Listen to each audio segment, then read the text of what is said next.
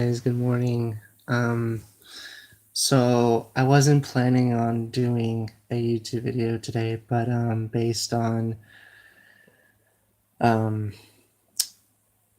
just this last week of going through this emotionally and seeking advice from people like Liam Bubbly, who's on this channel, as well as Lisa Concepcion. I love those ladies so much. They are just an inspiration to me, or they have been and are an inspiration to me when it comes to um, love and all that. And um, I actually got done talking with Lisa via email, and she in the email she actually has echoed a lot of the things that I had been told from um, my grandma and other family members. I can remember one thing she said that definitely stuck with me, just because my grandma has also said it, is that from now, and I'm gonna probably change the wording a little bit differently, but basically the idea was that um, I write down a list of of my ideal woman and what I'm looking for um, in someone, and um, I basically I just wanted to and in my mind, when I saw that, I thought to myself, well, part of me feels like I know what I already want, but at the same time, and this is another point that she made in the email, Lisa did, was that I'm 23 and that, you know, things may or may not change for you by the time you're that age, meaning that, you know, like, you think you know what you want out of a woman right now, but that may or may not change. Like, if by the time I'm like 33, it's like in 10 years, if nothing happens, or if nothing happens and I still have the same wants, then great, you know. But if they change, then the question then will become, well, if something has changed in my thought process of what I want and of what I want in a woman, will that be for the good or for the bad? And also in the email, she actually reminded, she didn't actually say it, but she did make me think of it. My stepmom um, has told me this a couple times, and I think I'm slowly starting to get back into this mindset. She has referred to relationships to be a lot like baseball, in the sense that sometimes in order to get the home run of your ideal woman, and the woman that not only you can see yourself with, but she herself with, like, in order to get that home run, you also have to get, sometimes you're gonna have to get some strikeouts. Like, you're gonna get rejection after rejection, and I know firsthand. I've gone through rejections. Like, if you wanted to know who the king of rejection was, right here.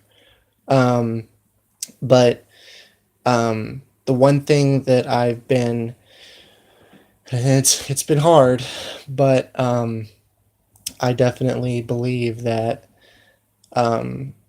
within time that I will, and this is another thing that she actually mentioned in the email, was that your 20s, especially for someone who is a byproduct of divorce, it's usually that time for those wounds to heal and everything. And she's definitely right. I do have wounds that, you know, definitely need healing. And so I definitely took what, she was saying, and I was like, you are absolutely right. Like, and not only that, but I also have a coworker, actually my general manager of the kitchen of where I work. He and I were getting into this. I don't remember how, but we were talking about relationships, and the one thing that he said that I think also is echoing with what Lisa said is saying is that it's not going to work if you go after the person, because I've done that. I've been the one pursuing, and it's never gone in my favor. And then it's that there's that, but then there's also actually letting that person come to you. And so that's basically what I'm going to be doing pretty much from here on out until that person comes along.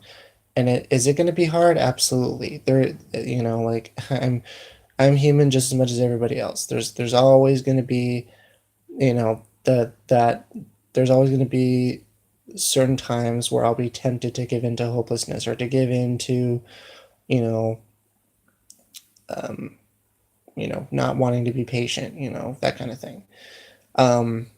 But whenever that happens, I just have to think to myself, okay, baseball metaphor, I got to think, in order to get a home run, I have to get a strikeout. I also have to think to myself, okay, I have to figure out what I want out of life first before I decide to, find that person. Like, I have to find my place in the universe before I do that. And then I also have to think, okay, what has Lisa told me? What has Lana told me? What has my stepmom told me? What have all of these figures in my life, whether it's in person or it's via social media, um, just have those voices just constantly remind me that, you know, is it good to desire this? Yes, but only in the right time will it happen. And that's something that, I'm really trying my best to think on. Um, but yeah, I definitely agreed with everything that Lisa said. And Lisa, I don't know if you're going to be watching this, but I want to thank you from the bottom of my heart for taking some time to chat with me. Um, I definitely think that um, that everything that you touched on was right on. That I'm young, and that I need to just take those bad experiences that I was in and just take this time to heal and to just grow and to try to not be so negative about it, but try to get back into that positive mindset. Um, and so I just want to thank you, first of all, for existing, because like, God created an amazing, you know, beautiful woman whose calling is to help people of any age, whether it's in their 20s, 30s, 40s, 50s, find love. And you and I love how I love how one of the words in your coaching um, thing is love quest. Um, and I'm just really thankful for you existing and for you doing this for a living to just help people. And so I just want to thank you for that. And I just want you to know that that I am going to, whether it's, you know like, I'm gonna do this before, and I'm gonna do this even after that someone comes along. But I'm just gonna continue to watch your videos, watch your radio interviews. Like, I'm just gonna continue to have you in my life, social media wise, And and if and when the time comes for me to find that special someone in my life, I definitely would want to thank you in person. Um, and and all that. So I definitely want to just say thank you from the bottom of my heart. You definitely have been um, an inspiration to me, and you still are. And I just can't imagine um, the change that I'm going through right now. Like if I hadn't reached out, I probably wouldn't be on this way toward healing. I probably would still be sinking at the abyss of hopelessness.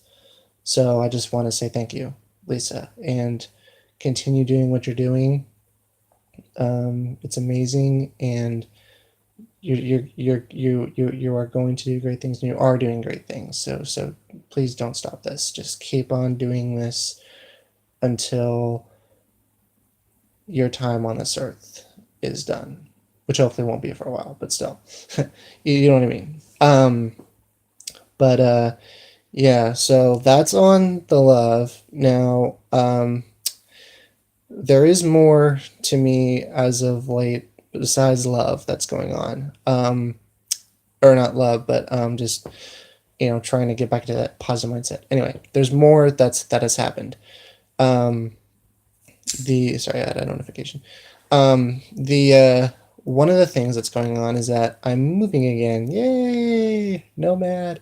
Um, and so the plan there is um my mom's moving, and while I'm happy for her and I'm great that this is happening for her, I also had to think about my life, and I had to think, okay, is where I'm at in life right now, as far as like work and stuff like that, school, is moving with my mom gonna make that easier or harder for me? And I talked with my mom about it. I talked with my dad and stepmom about it. I even reached out to a couple of places regarding the moving, and I landed a place back in Tualatin. It's actually right across the street from my first apartment. So that's still off. And I actually used to live in one of those apartments previously, like back in um, 13 or 14 with my dad. So it's going to be nice to recognize a neighborhood for like the third time. Um, and so that's what's going on with me when it comes to living. But that's not all that's been going on. Um, it has taken 3 years, but I have finally been accepted into the West Side School of Mission Theology and Worship. Well, it's more of a residency and an internship than it is a school, but there are still some of the school aspects to it.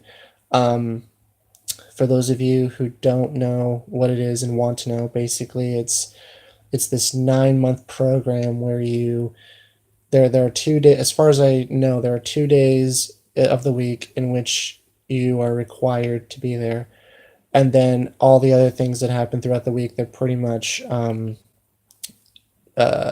or miss days in which, depending on your schedule, work wise and stuff like that, will depend on if you can make it or not. And obviously, they're very flexible on that.